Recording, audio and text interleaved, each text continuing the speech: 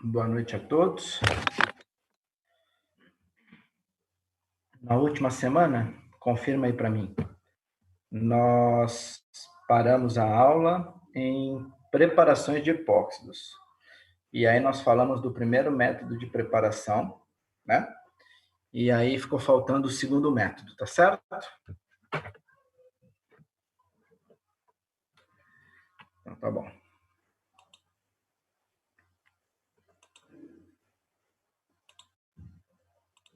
Então a gente parou aqui, né? A gente terminou a preparação número 1, que é oxidação de ligações dupla carbono-carbono, ou peroxidação. E a segunda forma de preparação, só tem duas, chama-se a partir de alidrinas. Tá? Então, já vamos ver o que é isso aqui, alidrinas. Então, tá. Essa reação, ela vai ter aí duas reações em sequência. Tá? A primeira reação é o preparo de uma alidrina. Por quê? Porque a alidrina é uma substância que não é lá muito estável. Então, ela precisa ser preparada no momento em que ela vai ser usada. Tá? Que é isso aqui, ó. Essa estrutura aqui do meio. Tá? Então, a primeira coisa é reagir um alceno com halogênio, né? Cl2, Br2 ou I2 e água. Da reação disso aqui, vai formar uma alidrina. Ou, como vocês também podem encontrar nos livros, aloidrina, né? Alidrina ou aloidrina. O que significa esse nome, aloidrina ou alidrina? Alidrina é um composto onde você tem carbonos vizinhos, né, um do lado do outro, um halogênio, que é representado pelo X, e uma hidroxila, o grupo OH. Mas para isso ser considerado alidrina, eles têm que estar um do lado do outro, tá? Tem que estar em carbonos vizinhos.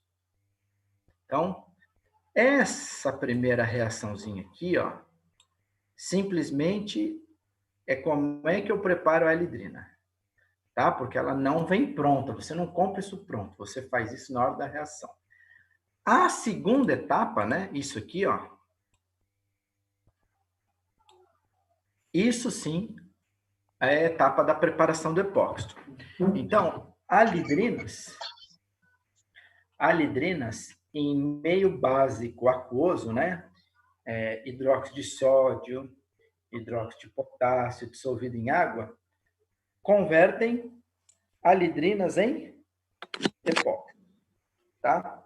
Então, não adianta eu te mostrar só isso aqui, que está dentro desse retângulo em azul, porque na prática você não vai conseguir fazer só isso.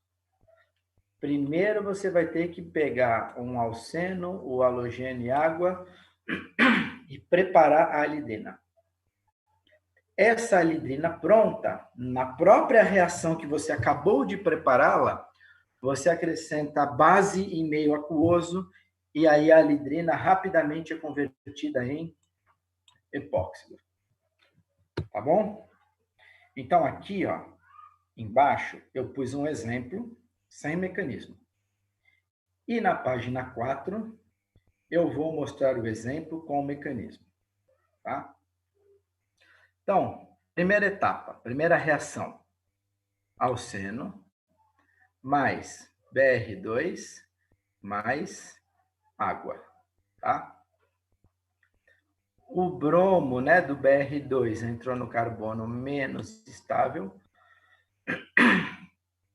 e o OH da água entrou no carbono mais estável. Subproduto dessa primeira reação, da formação da alidrina, HBr. Da onde é que saiu esse HBr?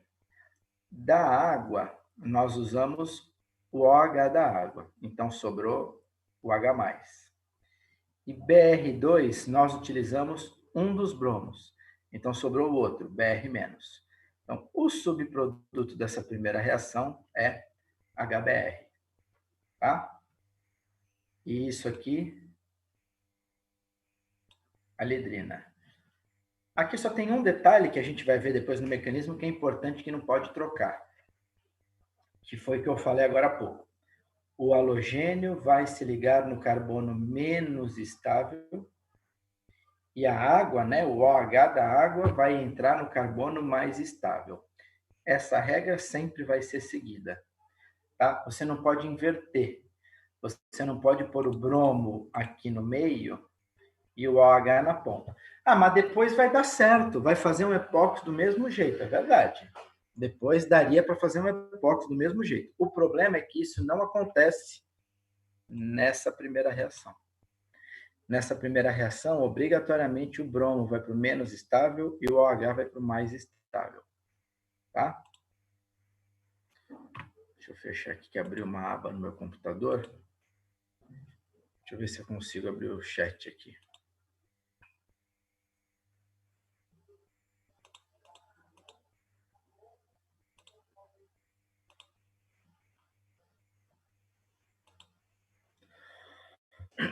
Ah, não foi nada, professora, só eu falando que tinha travado. Ah, tá. Então, subprodutos na segunda reação. Esse OH- da água vai retirar esse H+ da anidrina. Desculpa, esse OH- do NaOH, né? Que já não tem mais água. Vai retirar esse H+ da anidrina. Então, um dos subprodutos é água. E esse Na+, que tem aqui do NaOH, vai se juntar ao Br-, que vai sair nessa reação, formando como subproduto, né, como um segundo subproduto, NaBr. Vamos pular para a página 4. Então, está aqui. Quebra a ligação dupla e vai haver a formação de uma ligação carbono e bromo. Tá? Esse carbono vai fornecer o par de elétrons para o bromo que eu fiz aqui à esquerda. Eu poderia ter desenhado em qualquer bromo, porque são átomos idênticos, né? Então, quebra essa ligação dupla carbono-carbono e vai formar uma nova ligação entre um desses carbonos e o bromo. Então, esse bromo aqui, da esquerda, que vai se ligar ao carbono, é o bromo que seria o positivo. E esse bromo aqui que sai, ó, ele sai levando os elétrons da ligação com ele. Esse que sai é o bromo negativo. Então, esse bromo que está saindo, que está em azul, é esse bromo aqui, ó. Tá? Esse Br-. E aí, vamos olhar só isso aqui agora. Por que é que esse bromo que se ligou no carbono do alceno se ligou aqui do lado direito? Por que que ele se ligou no carbono menos estável? Qual é a explicação para isso? Aí tem que falar no microfone. Professor. Porque o que, Ricardo? Formou carbocátion. Aqui do lado, né? No carbono do meio, forma um carbocátion mais estável. Exatamente.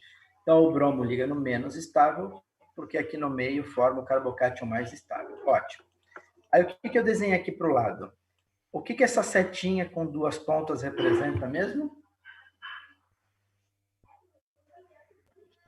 Ressonância. Ressonância. Então, pelo fato do bromo ter 3 pares de elétrons que ele não usa, né? Eu desenho aqui, ó. Ele pode emprestar um desses pares de elétrons e estabilizar o carbocátion, né? Como é que chama mesmo quando tem um bromo ou um cloro positivo estabilizando o carbocátion? Como é que é o nome disso aqui? Íon. A gente já viu em outras aulas. Como é que é o nome disso?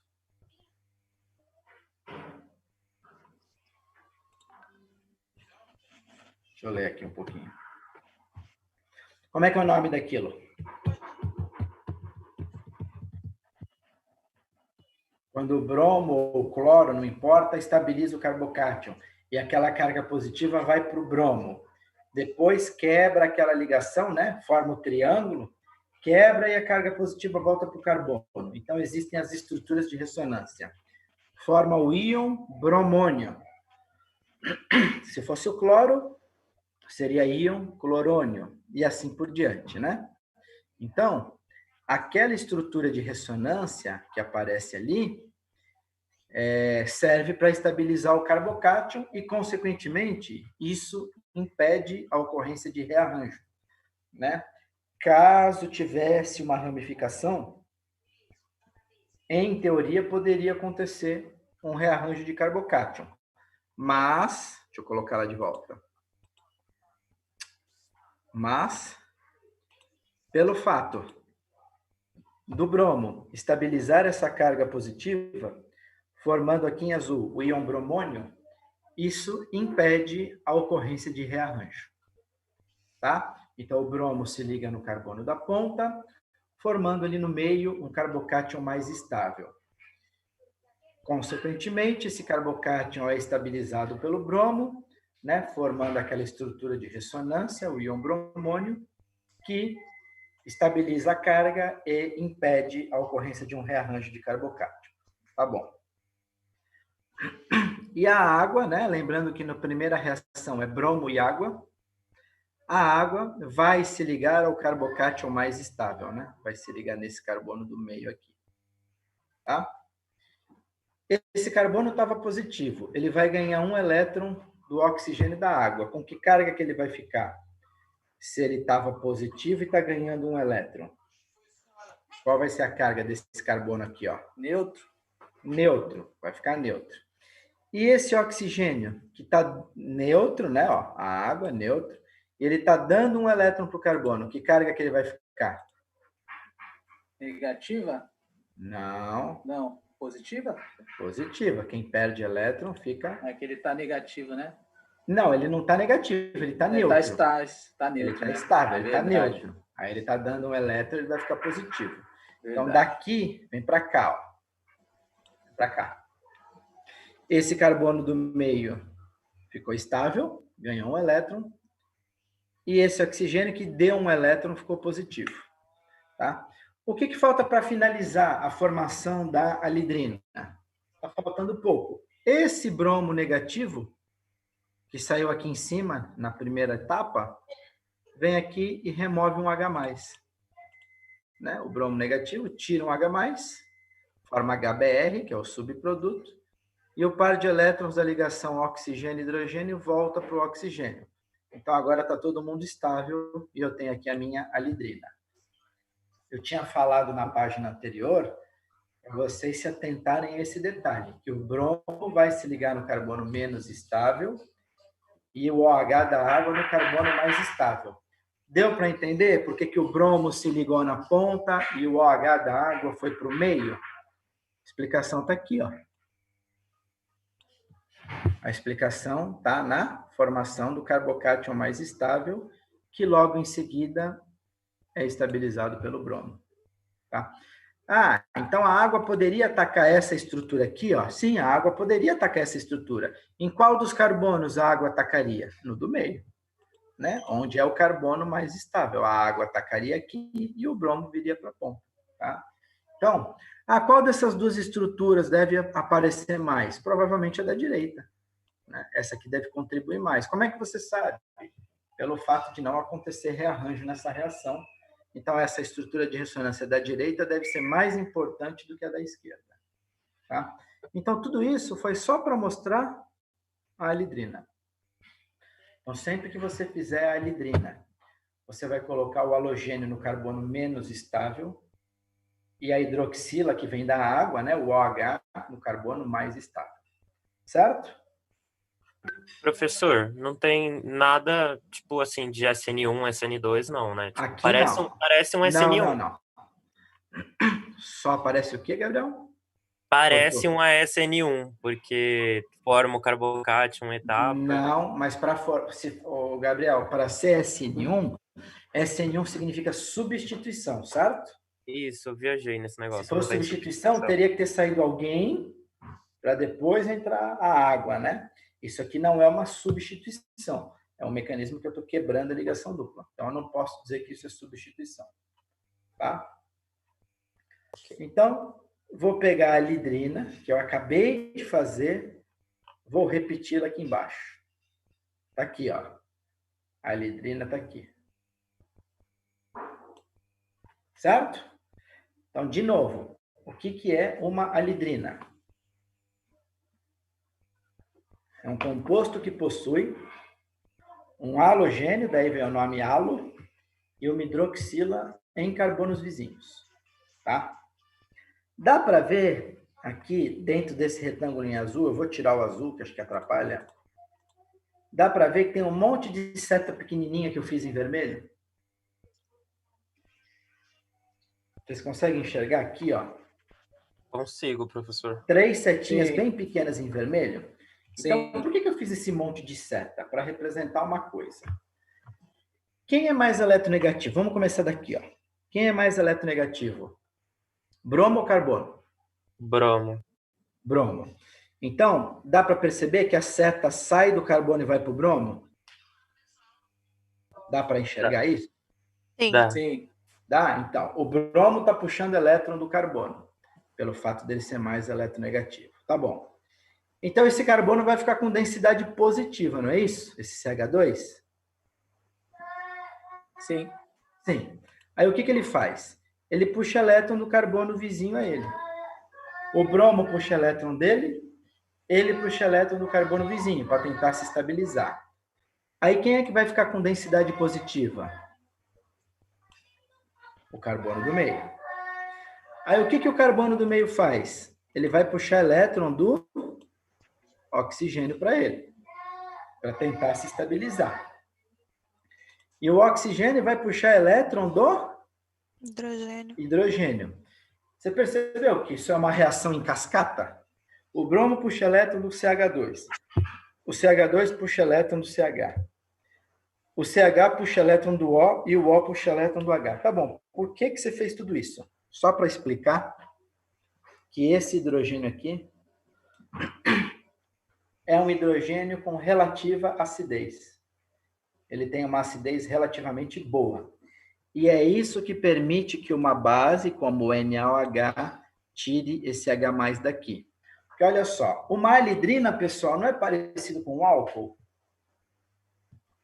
Sim. Sim. Vocês concordam que se eu tirar esse bromo daqui, ó, isso não vira um álcool? Basicamente, sim. Sim, se eu tirar aquele bromo dali, vira um álcool. E aí eu te falo o seguinte, se isso fosse um álcool, esse OH- não conseguiria tirar esse hidrogênio daqui. A não ser que eu esquentasse muito, e mesmo assim, isso não ia ser uma coisa simples de acontecer. Tá? Então, em um álcool, o hidróxido não consegue arrancar esse hidrogênio daqui. Mas numa alidrina, ele consegue. Por que na alidrina ele consegue? Porque esse hidrogênio da alidrina é ácido. Por que esse hidrogênio é ácido? Por conta dessa cascata. Um vai puxando elétron do outro. E esse hidrogênio é que acaba pagando o pato. É ele que fica sem os elétrons no final das contas. Então, esse OH- da base retira esse H+. Quando ele retira esse H+, os elétrons da ligação hidrogênio-oxigênio ficam para o oxigênio. Então, sai H+, e fica O-. Então, aqui, OH da base. Com H+, o que sai aqui? O que sobra disso? Água. E esse Na+, momentaneamente, vai ficar associado a esse oxigênio negativo. Então, nessa segunda reação, que é a alidrina formando o epóxito, acontece a retirada do próton, né? A retirada do H+ da alidrina, formando aqui um oxigênio negativo. Então, você tem aqui no carbono do meio um oxigênio negativo. Vamos voltar aqui para a ponta. O bromo não é mais eletronegativo que o carbono? Sim. Sim. Então, esse bromo tem delta menos, e esse CH2 tem delta mais. Então, você tem aqui um oxigênio negativo E no carbono vizinho a ele tem um carbono com densidade de carga positiva. Então, esse oxigênio ataca o carbono positivo, né? O oxigênio negativo vai atacar o carbono positivo. E pelo lado oposto vai sair quem? Bromo levando os elétrons com ele. Bromo menos. Esse bromo menos aqui que vai sair, vai se ligar com esse Na+, que está lá fazendo nada, né? Aquele tal de íon espectador. Então, tá aqui, ó, o bromo menos que saiu se liga ao Na+. E aqui, quando esse oxigênio negativo atacou o carbono e saiu o bromo, formou o epóxido. Pessoal, como é que é o nome desse mecanismo que aconteceu aqui, dentro do retângulo azul? O oxigênio atacou o carbono. Substituição de que tipo? SN1 ou SN2? Tipo SN2. Isso. É que essa é diferente, vocês ainda não tinham visto. Essa reação, esse mecanismo, é um mecanismo de SN2 intramolecular, dentro da própria molécula. Então, olha só, eu tenho apenas uma molécula onde o oxigênio negativo é o nucleófilo, é quem vai atacar o carbono, e esse bromo negativo é o grupo de partida. Daí vem o nome, SN2 intramolecular. O nucleófilo e o grupo de partida estão dentro da mesma molécula. Então, um ataca, o outro sai. O que vocês estavam habituados a ver até então? SN2 intermolecular, entre duas moléculas. O nucleófilo ataca, sai o grupo de partida. São duas moléculas diferentes. Aqui é uma SN2 utilizando apenas uma molécula. É um mecanismo SN2 intramolecular. Tá? O oxigênio ataca, pelo lado oposto sai bromo. Finalmente, a formação do epóxido. Tá? Então, tem esses dois métodos de preparação de epóxidos. Peroxidação de ligação dupla, que a gente viu semana passada, e este segundo método, né, que acaba aqui, que é a partir de uma alidrina. Então, a primeira etapa da reação é formar a alidrina, alceno, água e halogênio. O segundo passo, que é a parte mais simples, inclusive, pegar a alidrina e tratá-la, né, fazer a reação com uma base em meio aquoso, em água. Tá? A base tira o H+, e aí acontece esse N2 intramolecular na formação do epóxido. Deixa eu fechar aqui um pouquinho.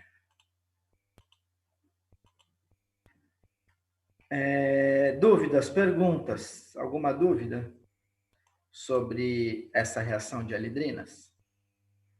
Vou esperar vocês pensarem um pouco a perguntar antes de dar sequência à aula.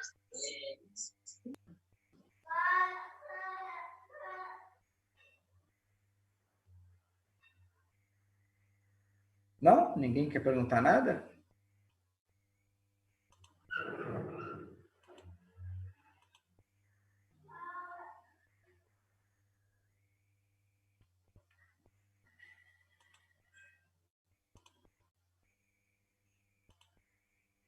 Aqui, Leandra?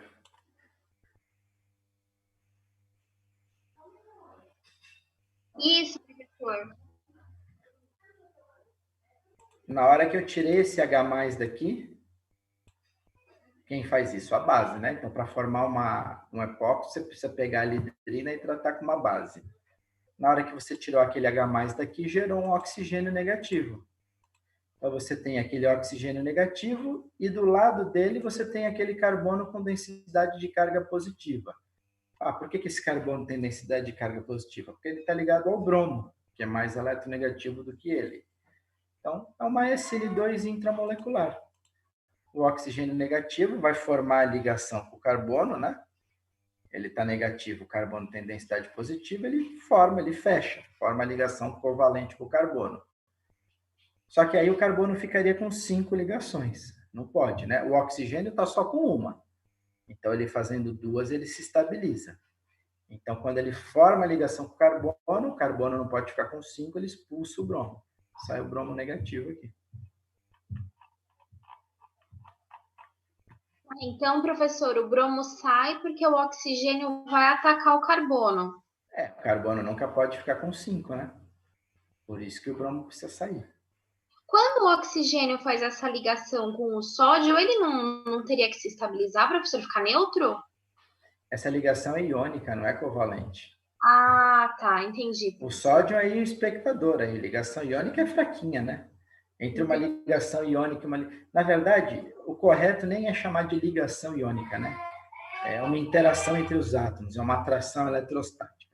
Mas a gente aprende, né? Nos livros vem escrito como ligação iônica. Ligação iônica é fraquinha, ligação covalente é forte. Então, entre ele ficar com uma ligação iônica que ele tem e formar uma ligação covalente, quando de fato ele estabiliza o octeto dele, porque aqui, ó, ele não está estável fazendo a ligação iônica. Você simplesmente zerou as cargas, uma positiva ligada a uma negativa. Mas dizer que ele está estável com o octeto completo não está. Para isso, ele precisa formar a segunda ligação. Né? E entre covalente e iônica, a covalente prevalece, ela é muito mais forte. Entendi, professor, obrigada. Ah, ó, íon espectador não serve para nada, só está lá porque ele tem que estar do lado, né? Não existe um íon negativo sem ter um positivo junto, isso não existe. Mas ele não faz nada, nem atrapalha, nem ajuda. Ele está ali só observando. Então tá bom. Mais alguma pergunta? Dessa última reação aí? Dessa última preparação? Não? Então tá bom. Então, são 2 preparações e são 3 reações. Tá? O epóxi é formado por 3 átomos, certo? 2 carbonos e um oxigênio, tá? Então, todo o epóxi é assim. Eu tinha falado para vocês semana passada que o epóxi é uma substância extremamente instável, devido à tensão de Bayer, né, que forma ângulos de 60 graus dentro do epóxi e que acaba se abrindo com facilidade. Tá? Então, as 3 reações que a gente vai ver de epóxi são reações onde o anel do epóxi, que é o triângulo, vai ser quebrado. Tá? Nas 3. Agora pensa comigo. Você tem aqui o triângulo, o epóxi. Tem 2 carbonos e um oxigênio embaixo. Se o epóxi vai abrir, é porque a reação vai acontecer em cima de um dos carbonos do epóxido. Consequentemente, quebra a ligação carbono-oxigênio e abre o triângulo, né? Então, você tem 2 carbonos para ser atacado. Ou o mais estável, ou o menos estável, que é o que a gente vai discutir a seguir. E você tem 3 reações. Primeira delas, cisão catalisada por ácido. Segunda delas, cisão catalisada por base. Terceira delas, reação por reagente de Grignard. Você só tem 3 tipos de reação.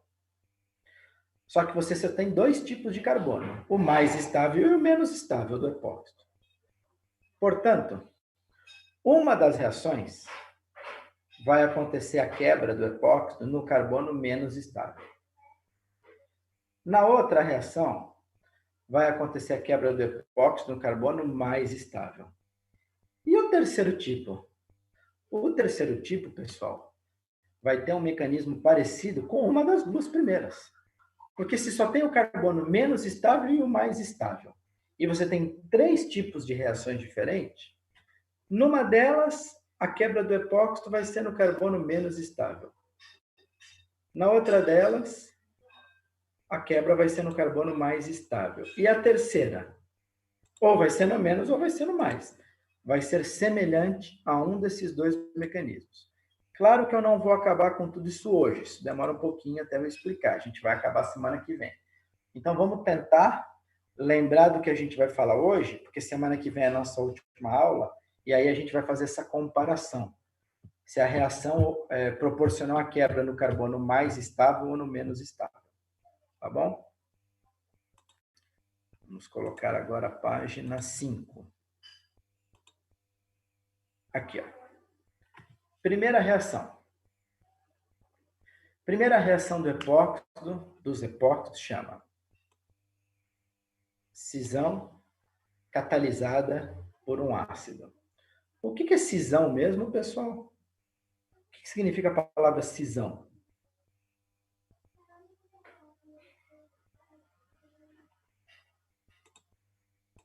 Quebra. Quebra.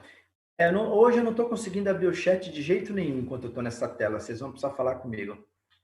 Então, cisão significa quebra. Catalisada por um ácido. Então, eu preciso usar um ácido aqui. Tá? Representei simplesmente como H+. E o que é catalisada?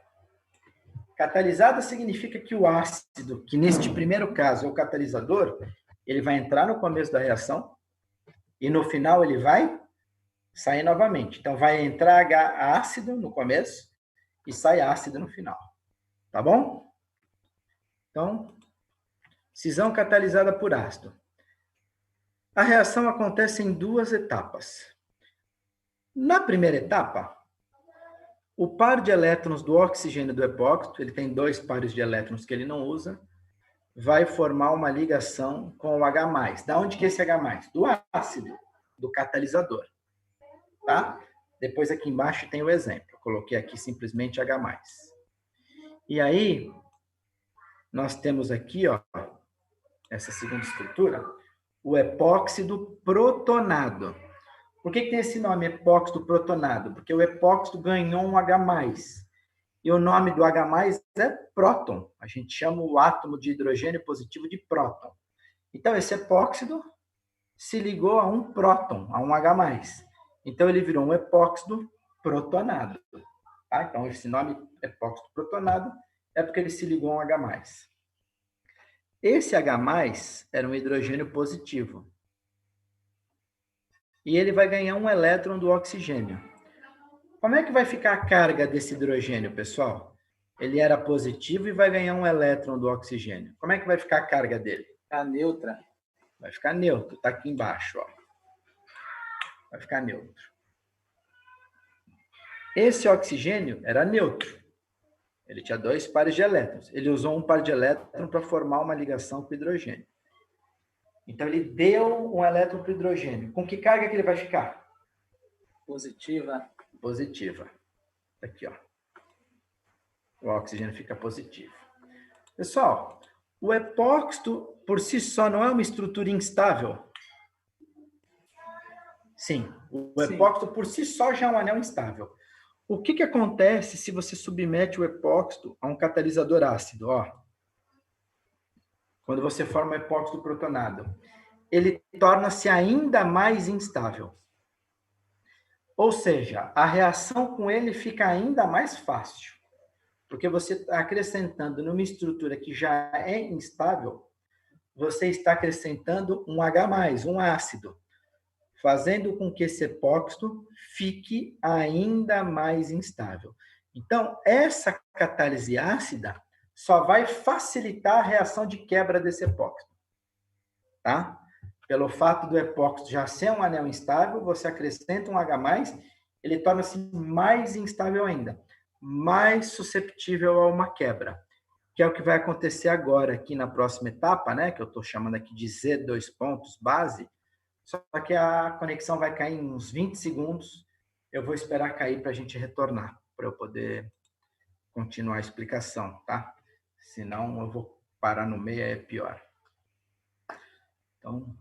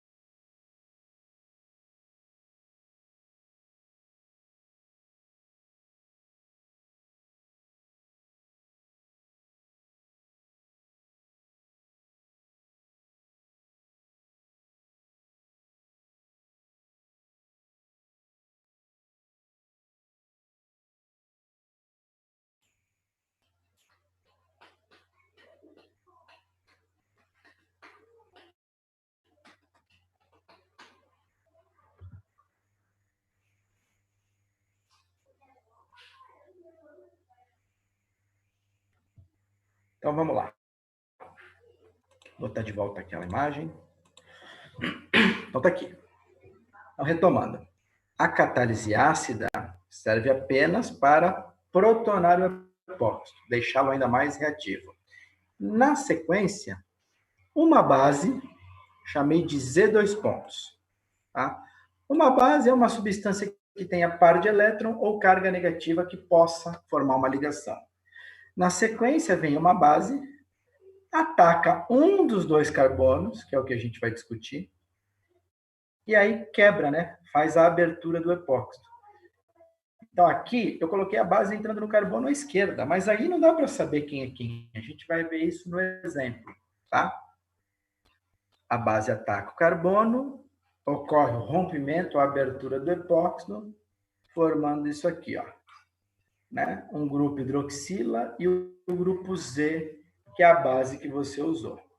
Então, vamos ver aqui embaixo em detalhes com o mecanismo, como é que está acontecendo, tá? Então, eu utilizei aqui como ácido, poderia ter escolhido qualquer um, eu escolhi como ácido para ser o nosso catalisador o ácido sulfúrico, tá? H+, SO4-. Então, a primeira etapa, o par de elétrons do oxigênio do epóxito forma uma ligação com H+. O hidrogênio se estabiliza e o oxigênio fica positivo, tá? Então, essa estrutura aqui, ó, em azul, é o epóxido protonado. É o epóxido que está com H+. Tá bom. Foi, mãe. Foi embaixo da língua. Quem é a base que eu A escolhi? Duda comprou prata? Ela estava querendo comprar, passei o link para ela. Cliquei para ela, falei que se ela comprasse, eu mostrava as dosagens, como ela toma devagarzinho, para ver se ela tem aqui desse negócio já, né? Pronto. Acho que eu já desliguei isso. Eu tinha um aqui aberto.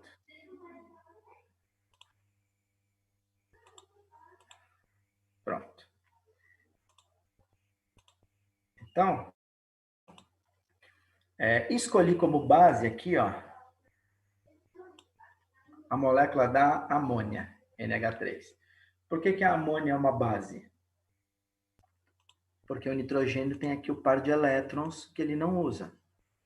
Tem aquele par de elétrons sobrando no nitrogênio. E elétron tem carga negativa. Tá? Agora que vem o ponto. Vamos ver se alguém tem uma ideia aí para me ajudar. Por que a amônia, por que o NH3 está se ligando ao carbono do meio e não ao carbono da ponta?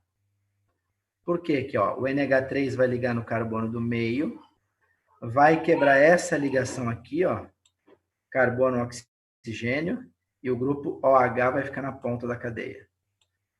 Alguém tem alguma ideia por que o NH3 está se ligando apenas ao carbono do meio e não ao da ponta?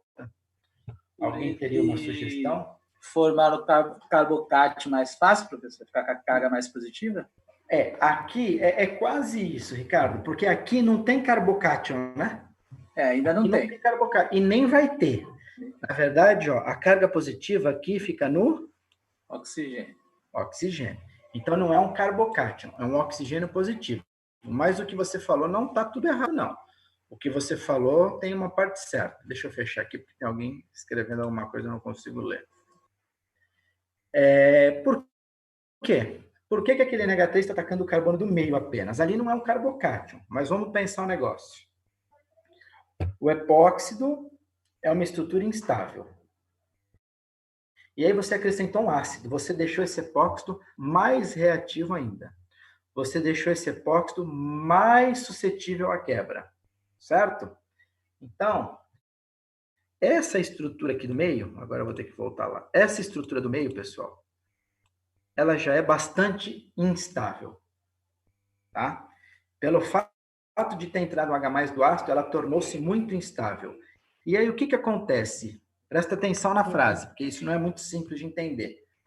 Antes mesmo do NH3 começar a atacar o carbono, essa seta grande aqui, vermelha, antes do NH3 começar a atacar o carbono, pelo fato de eu ter acrescentado um ácido, esse epóxido, ele começa a se quebrar, ele começa a se abrir, antes mesmo do NH3 atacar. Pessoal, é uma diferença muito pequena.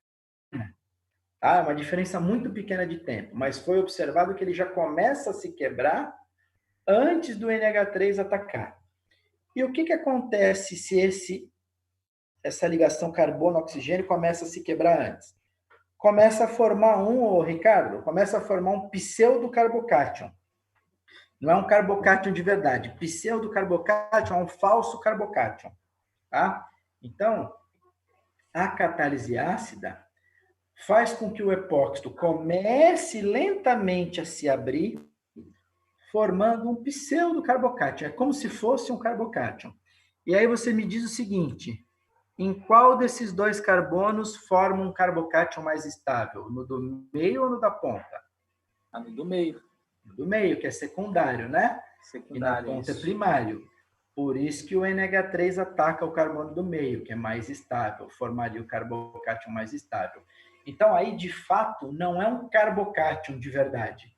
É um pseudocarbocátion. É a abertura espontânea do anel de epóxito antes da base atacá-lo. Por isso que a base atacou o carbono mais estável, por conta desse pseudocarbocátion. Tá bom. Então, o NH3 atacou esse carbono, vai ligar no meio. Esse carbono do meio não pode ficar com 5 ligações, então quebra essa aqui, ó. Quebra essa ligação carbono-oxigênio e o oxigênio leva o par de elétrons para ele. Então, aqui na ponta ficou CH2OH. E esse nitrogênio? Esse nitrogênio estava neutro. Esse nitrogênio não deu um elétron para o carbono? Ó, a setinha está mostrando que o nitrogênio está dando um elétron para o carbono. Com que carga fica esse nitrogênio se ele está dando um elétron? Positivo. Então, o nitrogênio fica positivo. Aí o carbono não ficou com carga nenhuma, porque ele ganhou um elétron do nitrogênio e aqui ele deu um elétron para o oxigênio. Ele ganhou de um lado e perdeu do outro, então ele continua estável. Tá bom. Então, formou essa estrutura aqui. O que está faltando para terminar a reação? O nome da reação não é cisão catalisada por ácido? Então, o ácido não é o catalisador? Ele entra e sai da mesma forma? Sim. Então, aqui no início, a gente usou o H+ do ácido sulfúrico. O que sobrou do ácido sulfúrico, então? O HSO4-. Esse HSO4- que sobra, ele vem aqui e tira um dos hidrogênios positivos do NH3. Tá? Qualquer um dos três, tá? Os três são iguais. Quando esse HSO4- tira um desses 3 hidrogênios, ele tira um H+ dali. E aí o par de elétrons dessa ligação volta para o nitrogênio. Aí o nitrogênio vai ganhar de volta o elétron dele e vai ficar estável. Aí eu venho aqui para baixo, ó. Então o NH3+ vai perder um H+ para o HSO4- e vai ficar NH2, neutro, estável. E esse HSO4- que pegou o H+ se transformou em ácido sulfúrico. Então, no começo, usei ácido sulfúrico e no final saiu ácido sulfúrico, mostrando que isso é uma catálise ácida. Tá? Coloquei aqui uma observação. Aquilo que eu expliquei está escrito aqui, ó. O ataque da base, né, que é o NH3, ocorreu ao carbono mais estável, que é o carbono secundário, que é o do meio. O da ponta é o menos estável, é primário. Pois a catálise ácida faz com que o anel oxirano comece a se romper antes mesmo da chegada ou do ataque da base. Então, não é tudo ao mesmo tempo que acontece. A ruptura do epóxito, ela começa a acontecer um pouco antes da chegada da base. Não são coisas simultâneas, elas acontecem com uma pequena diferença de tempo, que é o que está escrito aqui, ó. A catálise ácida faz com que o anel oxirano comece a se romper antes mesmo do ataque da base, tendo características de um pseudocarbocátion, né? Um falso carbocátion. Então, a explicação é essa. Na catálise ácida, a base vai atacar o carbono mais estável. Então, olha só. Antes de eu descer, chegar ali no final da página, para eu fazer a abertura de um epóxido, eu precisei de um ácido como catalisador e depois eu tive que acrescentar uma base para abrir o epóxido. Então, o ácido, pessoal, foi só o catalisador do processo.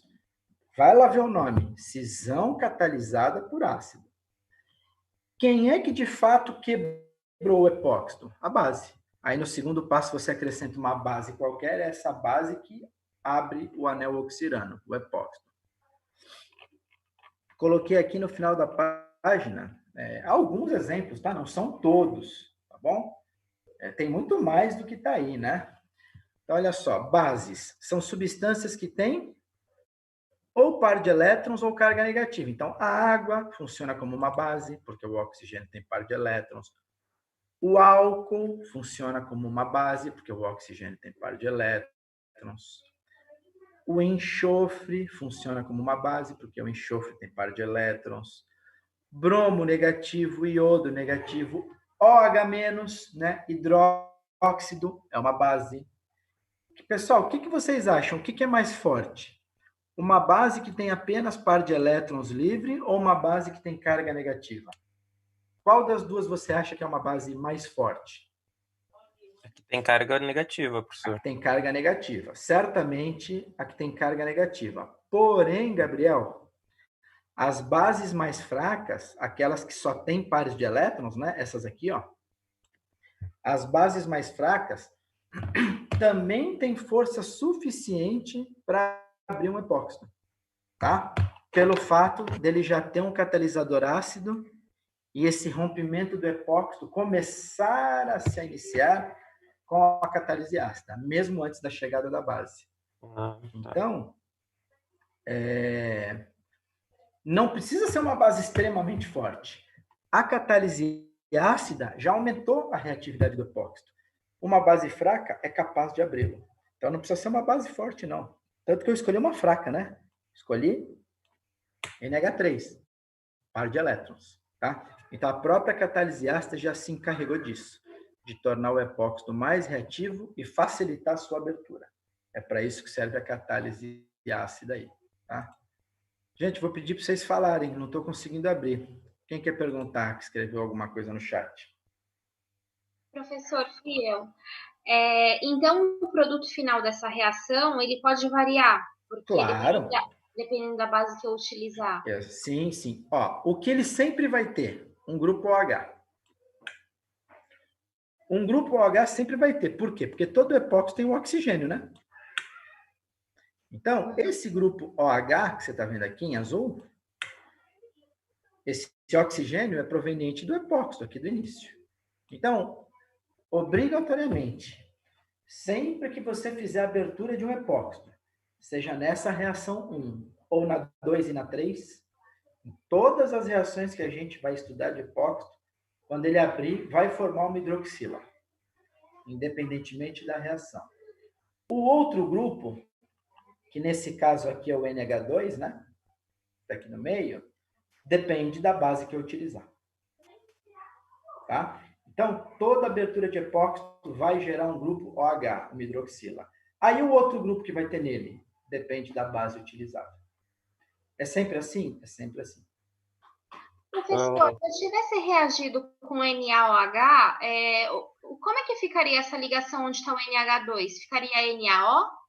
Não, NaOH, porque o OH- já é negativo. Então, o negativo atacou, abre, já fica estável no momento que ele se liga. Quando um negativo dá um elétron para alguém, para o carbono, ele fica estável. Aí ele está fazendo duas ligações, está neutro. Aqui, o nitrogênio estava estável. Na hora que ele deu um elétron, ele ficou positivo. Por isso que eu precisei tirar um H+ aqui, ó. Se fosse OH-, atacou, já está estável. Aí você teria duas hidroxilas no epóxido, no produto final.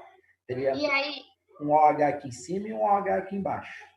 E aí, professor, esse ácido, que é o catalisador, ele voltaria, assim, ele ficaria H2SO4 pela própria água que já está no...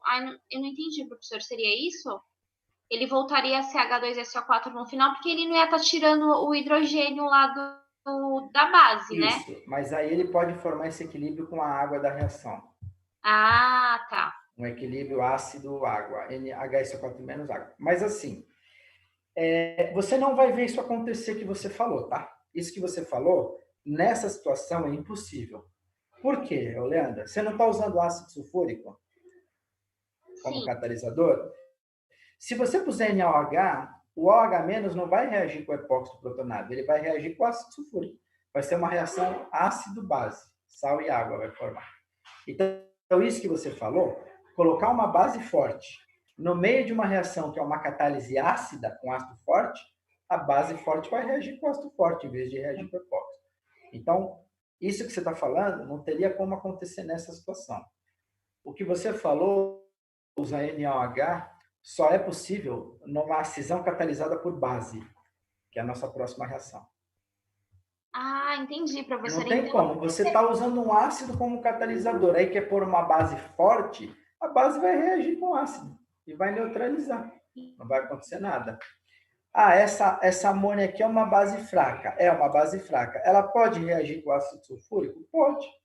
Uma parte dessa amônia pode reagir com o ácido sulfúrico também.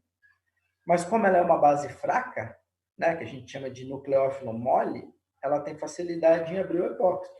Agora, se você usar uma base muito forte no meio de um ácido forte, eles vão reagir. E aí não vai abrir o epóxito. Não dá para acontecer isso que você está falando, porque o pH é incompatível, né, da substância. Entendi, professor. Então, sempre que eu for montar uma reação dessa, eu tenho que escolher uma base fraca. Você vê que os meus exemplos aqui são sempre bases fracas.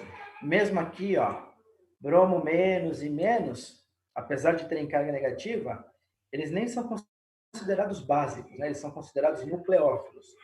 Apesar de os dois terem carga negativa, nucleófilo é uma coisa, base é outra. Então, o bromo menos, o Cl menos e o iodo menos são nucleófilos.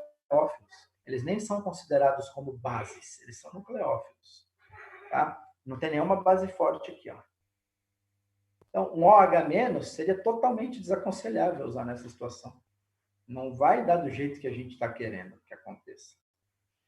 Né? Entendi, professor. Obrigada. E aí, se eu usasse um nucleófilo, aí seria essa reação direta e o H2SO4 se formaria pela própria água da reação.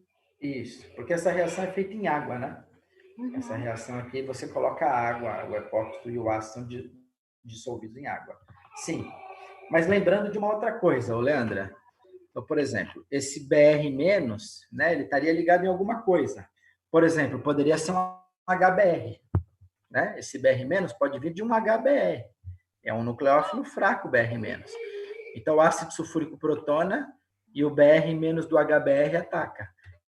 No final, sobra o H+ do HBr, que se junta com o HSO4 do ácido sulfúrico. Ah, entendi, professor. Esse nucleófilo pode vir de um ácido também. Porque professor, o bromo e o iodo são nucleófilos, são nucleófilos bons. Não são básicos, são nucleófilos. O Guilherme, professor, está fazendo uma pergunta, que o Guilherme não tem áudio, ele está perguntando assim, caso usasse uma água como uma base, o produto final seria um álcool? Não, seria 2 hidroxilas, um diol. Porque, ó, ia ter esse OH aqui, né? Esse OH ia continuar aqui. E aqui em cima, Guilherme, teria outro OH.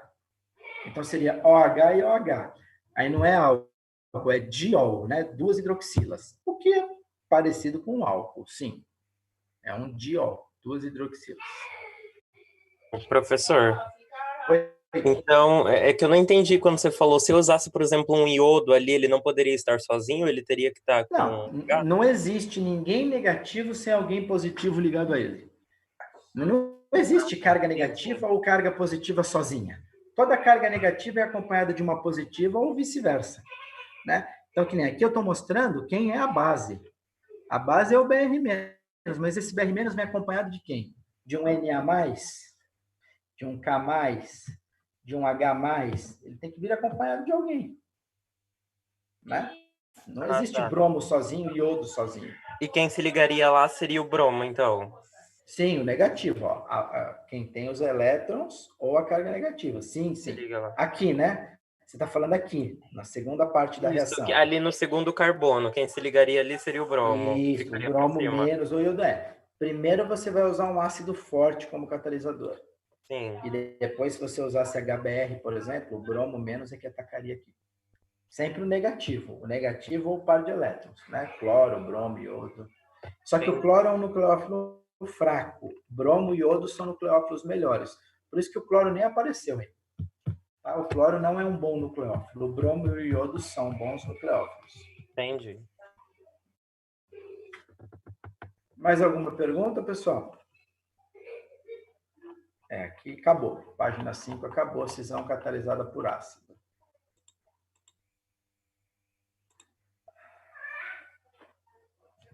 Mais alguém? Mais alguma pergunta nessa aí ou posso ir para outra? Vou falar mais uma hoje. Aí a gente continua, finaliza semana que vem. Ô, pessoal, até agora, se não me engano, não recebi nenhuma lista de exercícios de nenhum grupo, hein? Vocês estão fazendo? As listas? Vocês viram que eu coloquei a data limite para entrega, né? Não é para deixar para entregar tudo na última hora. Vocês já podem ir mandando conforme forem fazendo. É verdade, a Leandra mandou uma de álcool, tá certo. Tá certo. Mas acho que foi só, hein? Não estou me lembrando de mais ninguém. Tá? Ô, Ana, mas assim, álcool e éter eu já terminei. Para que tu quer mandar junto? Para me ferrar, para me dar mais trabalho de uma vez no final, né? Se já está pronto, me manda, criatura. Assim eu vou trabalhando, né? Assim eu já vou corrigindo. Aí eu vou fazer assim, tu vai me mandar todas juntas? Como assim, para não se perder no caminho? Uma lista de um assunto, outro de outro. Álcool é uma coisa, éter é outra, epóxido é outra. Não tem nada a ver, cada lista é independente da outra. Se você já fez a de álcool, você já pode mandar de álcool. E assim eu não acumulo tudo para o último dia, né? Todo mundo me mandar tudo no último dia, eu tô ferrado depois para corrigir tudo. Tá? Então vamos lá. Segunda reação. Então, ó, cisão por ácido. Primeiro eu catalisei com um H+, e depois veio uma base para abrir o epóxido. Tá? Página 6 agora. Deixa eu achar aqui. Página 6. Segunda e penúltima reação dos epóxidos. Tá aqui, ó. Cisão catalisada por uma base. Então, cisão é quebra.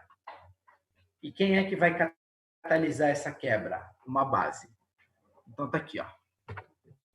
Tem o epóxido e tem uma base. Tá? Ou a base tem carga negativa, Z-, ou a base tem par de elétrons. O que é uma base mais forte? Uma base que tem carga negativa ou par de elétron? Carga negativa. Carga negativa. Então, lá na cisão catalisada por ácido, eu não falei que a gente dá preferência a usar uma base desse tipo, uma base não tão forte, para não reagir com o ácido, que é o catalisador? Não foi isso que eu falei?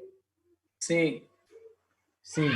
Agora, na cisão catalisada por base é o oposto. Eu preciso de uma base forte. Eu preciso de uma base que tenha carga negativa. Porque uma base muito fraca não tem força suficiente para abrir o epóxido. Tá? Repara que aqui o epóxido não está protonado. Ele não tem o H+. Então, eu preciso de uma base forte para conseguir abrir o epóxido.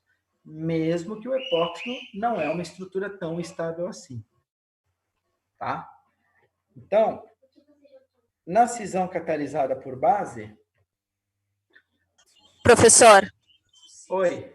Mesmo que o epóxido que você falou, só que não escutei, não saiu o áudio. Mesmo que o epóxido seja uma estrutura instável, eu preciso de uma base forte para abri-lo. Né? Tá Ele bom. não se abre com uma base muito fraca. Então, eu preciso de uma base com carga negativa. Tá? Uma base com par de elétrons não vai ser útil nessa situação. Tá bom? Então, aqui, ó, a base vai atacar um dos dois carbonos do epóxido, tá? Que a gente vai discutir abaixo, e aí quebra a ligação carbono-oxigênio do epóxido. O epóxido abre. E aí vai formar isso aqui, ó. Né? Nesse carbono aqui da esquerda, né, nessa situação aqui de cima, eu liguei essa base no carbono da esquerda, tá aqui em cima. Quando quebrou a ligação do epóxito, quando abriu o epóxito, esse oxigênio ficou negativo. Tá bom. O que falta agora para terminar a reação? Eu não falei que todo epóxido no final vai ter um OH? Então, para isso aqui virar OH no final da reação, o que eu preciso colocar aqui, ó? Eu preciso colocar um ácido. Então, eu preciso de um H+ para se ligar nesse OH-. O par de elétrons do oxigênio vai pegar um H+. E aí, no final das contas, eu vou ter, ó, um grupo hidroxila e esse Z é a base que entrou. Só um detalhe.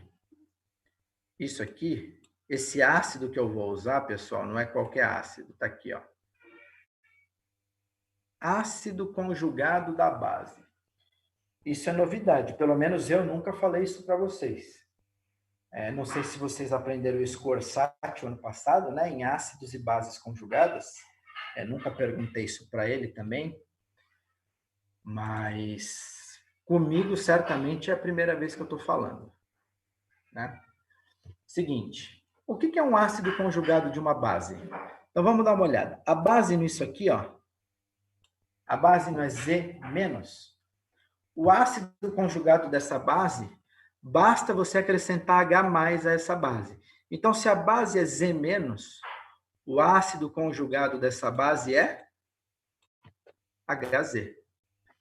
Se essa base fosse X-, o ácido conjugado dessa base seria HX. Então, o que é o ácido conjugado de uma base? O ácido conjugado de uma base é só você acrescentar o H+ naquela base. Por exemplo, se a base for OH-, que é uma base forte, qual é o ácido conjugado do OH-? Como é que ficaria?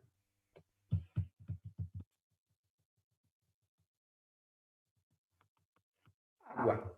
É só acrescentar um H. Se a base forte for NH2-, quem é o ácido conjugado do NH2-?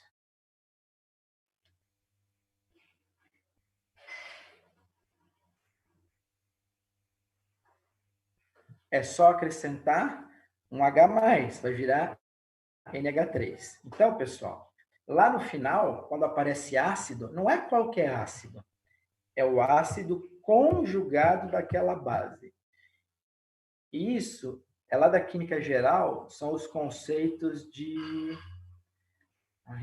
Bronsted e Lowry. Bronsted e Lowry que estabeleceram esses conceitos de ácido e base formando par conjugado. Então, o que é um ácido conjugado de uma base qualquer? Não importa qual é a base. O ácido conjugado de uma base qualquer, basta você acrescentar H+ em cima daquela base. Então, voltando aqui, ó, se a base é C-, o ácido conjugado dessa base é H+Z-. Então, tá. Esse oxigênio negativo pega o H+ do ácido conjugado da base. O que sobrou? Não sobrou o Z-? Tá aqui, ó. Ficou meio comido, tá? Na hora que eu escaneei. Sobrou Z-. Não é uma cisão catalisada por base? Então, entrou Z- no começo e sobrou Z- no final. E o único jeito de sobrar esse Z- no final é utilizando o ácido conjugado, HZ. Se aqui for qualquer coisa diferente desse Z, aqui no final não vai sobrar Z-, vai sobrar outra coisa. E aí não é uma cisão catalisada por base. Então, essa base que começa aqui é a mesma base que sobra aqui. Por isso que é necessário colocar o ácido conjugado dessa base. E aí a gente fala ácido conjugado da base, mas não significa que ele é um ácido. Pessoal, a água, por acaso, é um ácido? Não. É o ácido conjugado do OH-. A amônia NH3 é um ácido? Não, de jeito nenhum. É o ácido conjugado do NH2-. Então, essa denominação ácido e base conjugado, pessoal, não é aquela mesma determinação, né? Aquela mesma denominação de arrênios. Água é H+, base é OH-, não tem nada a ver com aquilo, tá? Mas o Z-, isso, entrou, Gabriela, tá aqui, ó. O Z- entrou aqui no epóxido, tá? Mas como é que eu faço para sobrar Z? Ó, tá aqui, ó. Ó, o Z- que entrou aqui no começo, tá? Ele continua aqui, Gabriela. Mas qual é o único jeito de sobrar Z- aqui no final depois? Qual é a única forma de entrar um Z aqui e sobrar outro no final? Colocando o ácido conjugado daquela base. Então, esse Z- é o que entra aqui. E esse HZ, esse outro Z- aqui, ó, é o que sobra aqui no final. Por isso que tem que ser o ácido conjugado daquela base, porque senão não vai sair Z- no final. Deu para entender?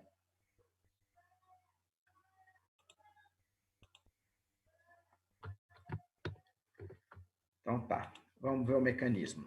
Vamos ver se dá tempo de acabar nessa janela, faltam 5 minutos, se não der a gente volta rapidinho só para finalizar. Então tá aqui, ó. Esse mecanismo, pessoal, da cisão catalisada por base é bem mais simples do que o mecanismo da cisão catalisada por ácido, tá? Então olha só. Olha a minha base aqui, ó. É o alcóxido. Lembra que álcool vira alcóxido? Que eu falei que eu usava esses etóxidos para limpeza de vidraria? Então, etóxido é uma base forte, tá? Oxigênio negativo, sódio positivo. Tá bom. E aqui a gente tem o epóxido. O oxigênio é mais eletronegativo que o carbono, né? Então, nós temos delta- no oxigênio e delta- no carbono, tá? Reparem que agora a quebra desse epóxido está acontecendo no carbono menos estável. Está acontecendo no carbono primário e não no carbono secundário. Qual é a explicação disso? Então, vamos lá. Como é que chama esse mecanismo, onde esse oxigênio negativo vai atacar esse carbono com densidade positiva por um lado, e a ligação do epóxido que se abre pelo lado oposto? Como é que é o nome desse mecanismo? Não consigo ler, gente. Fala alguém para mim aí, por favor. SN2, professor? SN2. A base ataca o epóxido por um lado, só que não tem grupo de partida aqui, né? O oxigênio quebra essa ligação aqui. É parecida com a SN2, não é uma SN2 clássica, tá? Então é isso. SN2 funciona melhor em carbono primário, secundário ou terciário? Primário. Primário e metílico, né? Primário e metílico. E é pior em secundário e em terciário nem ocorre. Esse carbono da ponta é o quê? Primário, secundário ou terciário? Primário. Primário. E o do meio? Secundário. Então, a SN2 é favorecida em qual carbono? No primário ou no secundário? No primário. Primário. Por isso que esse oxigênio negativo está atacando o carbono da ponta. Porque esse carbono da ponta é primário. Consequentemente, quebra essa ligação aqui.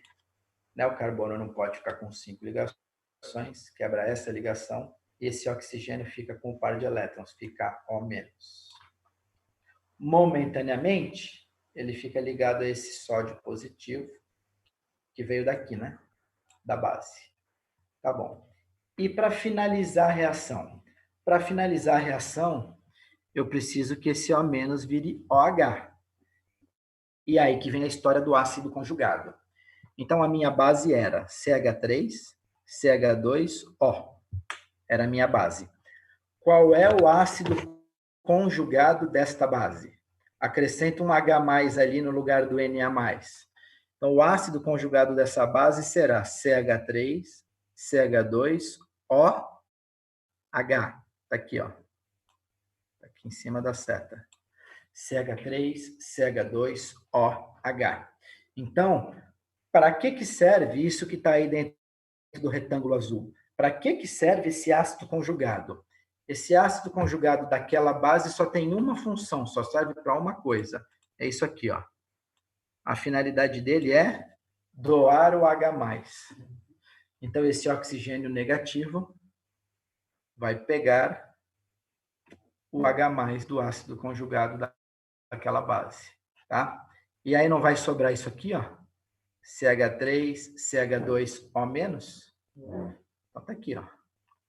Vai sobrar CH3, CH2O-.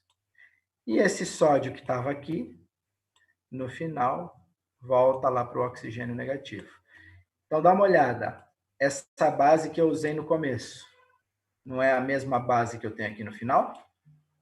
Não é exatamente a mesma? Sim. E para sair a mesma base lá no final que eu usei no começo, só se você usar o ácido conjugado dessa base. Se você não usar o ácido conjugado da base, não vai sobrar a base aqui no final, não tem como. Tá? Então, veja, esse epóxido tem um grupo OH, que agora está no meio, e tem esse grupo aqui que entrou, que veio da base, CH3, CH2O. Esse grupo siligono epóxido veio da base. Tá? Vai cair em menos de 1 minuto. Eu vou precisar voltar mais uma vez para a gente finalizar isso aqui, né? Eu quero passar para vocês essa observação e depois alguns exemplos de pares conjugados. Tá? Vou esperar cair, porque já vai cair, a gente já retorna mais uma vez.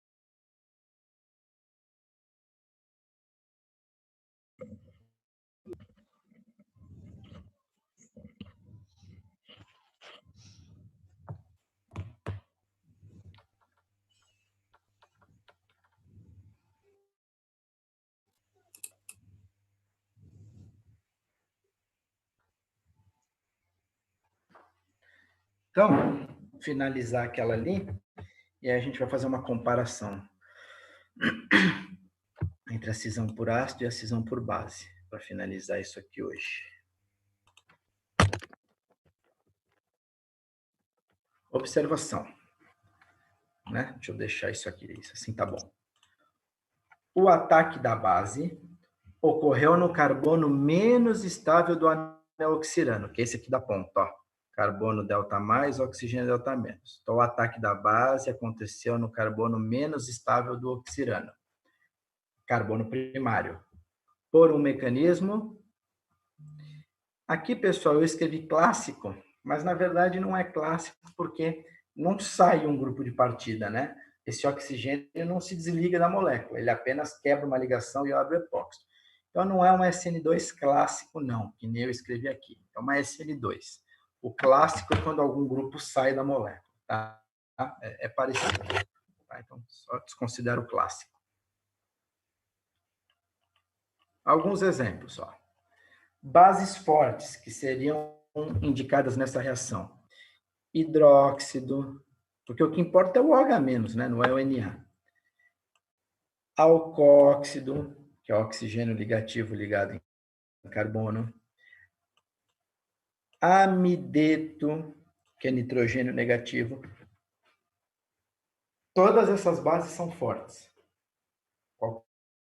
Qualquer uma delas poderia fazer essa reação que a gente fez. Então, para essa base forte, para NaOH, quem é o ácido conjugado dela? Então, tira o Na+, põe um H+. Então, o ácido conjugado dela é a água. Etóxido de sódio. Quem é o ácido conjugado dessa base? Tira o Na+, põe um H+. Então, o ácido conjugado dela é o etanol. Na+, NH2-, amideto de sódio. Quem é o ácido conjugado dessa base? Tira o Na+, põe o H+. Então, o ácido conjugado dessa base é a amônia. Pelo amor de Deus, vocês não vão me dizer por aí, a amônia é um ácido, o álcool é um ácido, a água é um ácido. Não.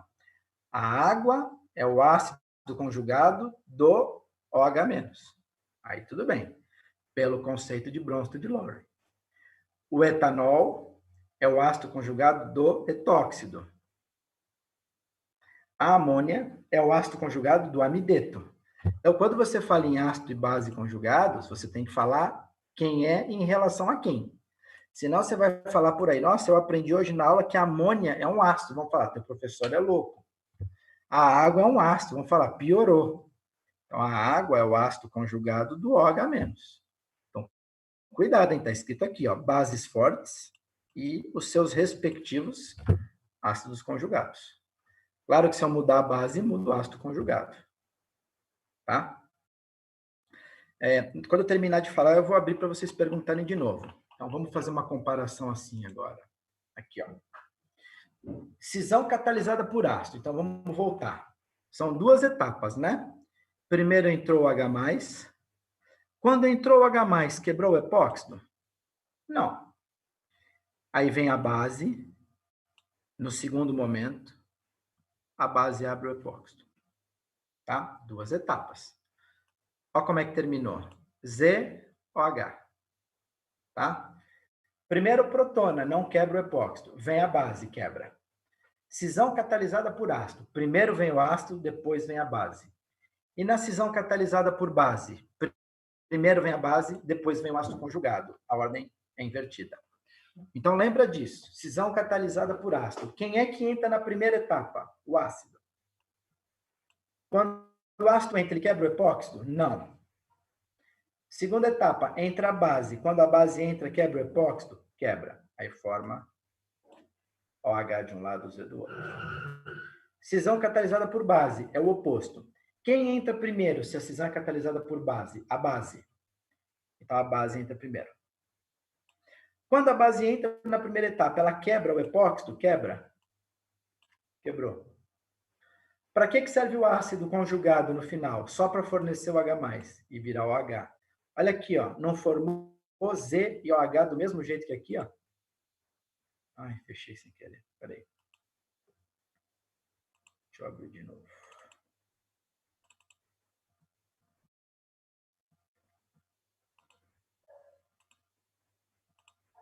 Ó, no final da história, cisão catalisada por ácido. OH de um lado, Z do outro. Cisão catalisada por base. OH de um lado, Z do outro. No final das contas, não entra, fica OH e entra o Z?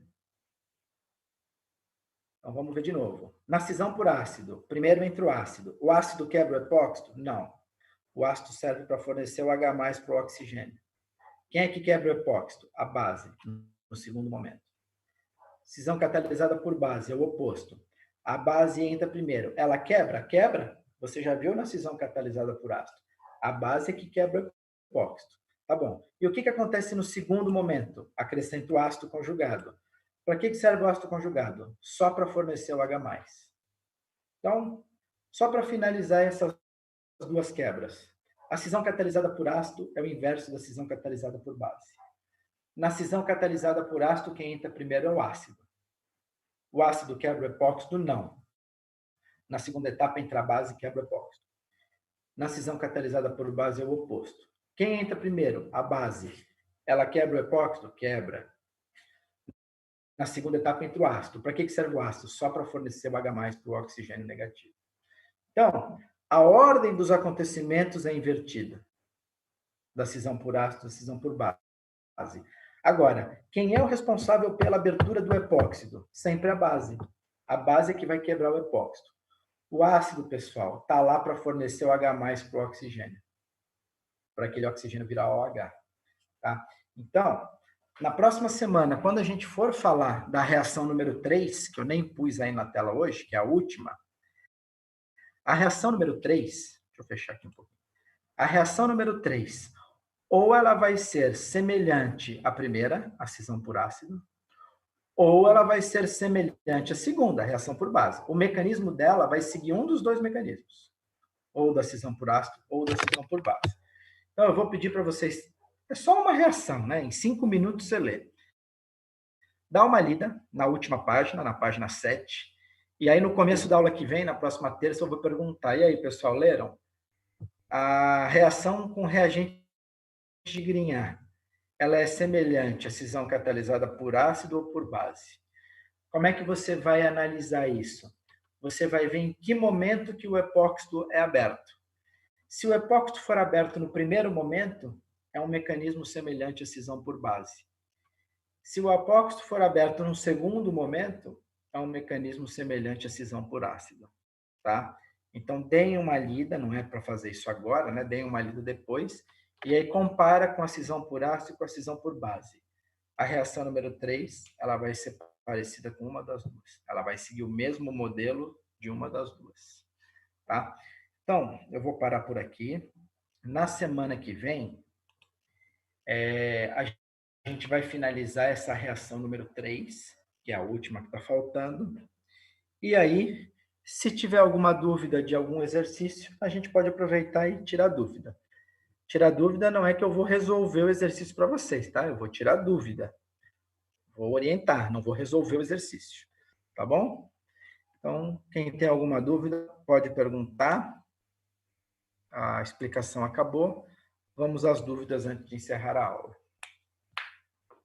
Professor, só uma pergunta. Nessa catalisação, nessa catálise por base, a reação genérica, a base não atacou o carbono da ponta. Isso não pode variar? Na reação genérica, não dá para você avaliar isso, Leandra. Olha aqui a reação genérica. Você só tem o epóxido desenhado? Como é que você sabe quem é o da ponta, quem é o do meio? Não dá para saber. Ah, entendi, professor. Aqui, ó, olha aqui, ó, aqui você não sabe quem é carbono primário, secundário, terciário. Não dá para saber. Que nem aqui, ó. Se você olhar aqui, não dá para saber quem é quem. Eu só consigo dizer se o carbono é primário, secundário, terciário aqui, ó, quando eu coloco os exemplos. Agora eu posso discutir quem ataca onde. A mesma coisa na cisão por base. Oh, caramba, fechei de novo. A mesma coisa na cisão por base, né? Aqui na cisão por base, se você olhar a reação genérica, você não tem como avaliar isso. Se está atacando da ponta ou do meio. Não dá para saber, ó. Eu não estou especificando quem está ligado de que lado. Você só consegue ver isso aqui, ó. Na hora que eu ponho o exemplo. Tá? A reação genérica, esses dois carbonos do epóxido são iguais. Não tem diferença nenhuma entre eles. Então, a reação genérica é só para mostrar um modelo de como vai acontecer. Os detalhes, a base ataca qual carbono? Aí eu comentei aqui, ó, aqui embaixo. Ali em cima não dava para discutir isso. Entendi, professor. Então, mesmo que seja uma base negativa, com carga negativa, o elétron sempre vai ser para o mecanismo SN2 e vai atacar o da ponta, sempre. Qualquer exemplo que eu for fazer. Se for uma cisão catalisada por base, Isso. no carbono menos estável. Você está falando na ponta, né? Mas vamos supor que um desses carbonos fosse secundário e o outro terciário. Ele não estaria na ponta, né? Ah, sim, aí atacaria o menos estável. É o menos estável. A frase correta é: o ataque da base se dá no carbono menos estável. A gente está falando na ponta porque você está pensando num primário e naquele do meio que é secundário. Mas e se eu tiver um secundário e um terciário? Nenhum dos dois será a ponta. E a base vai atacar sempre o menos estável. No caso, seria o secundário em relação ao terciário, né? Entendi, professor. Obrigada. Nada. Mais alguma? Cadê? Ana Beatriz, tu não vai perguntar nada? Oi, professor, eu não. Não? Pô, então tu já tem que estar com as listas prontas, se já sabe tudo.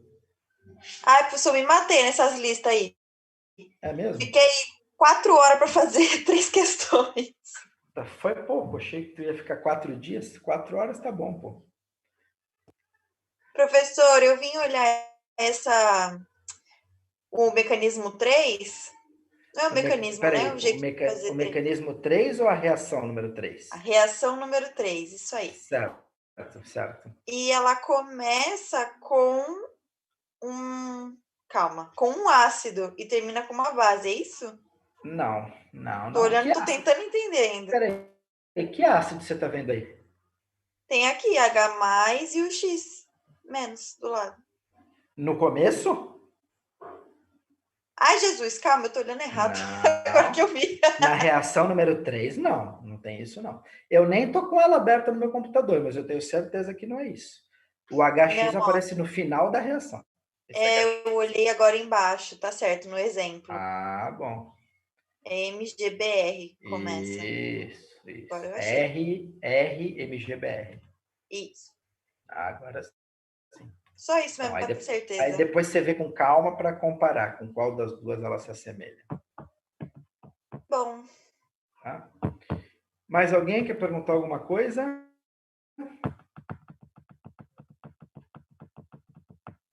Não?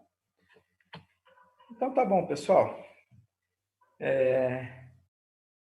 Semana que vem falta pouco para a gente terminar a lição. E aí a gente pode utilizar o tempo para tirar eventuais dúvidas que vocês tenham. Tá? Então, lembrando que eu não vou responder a questão. Eu vou tirar a dúvida. Eu vou orientá-los a como fazer, caso tenham dúvidas. Certo? Então, uma boa semana para vocês.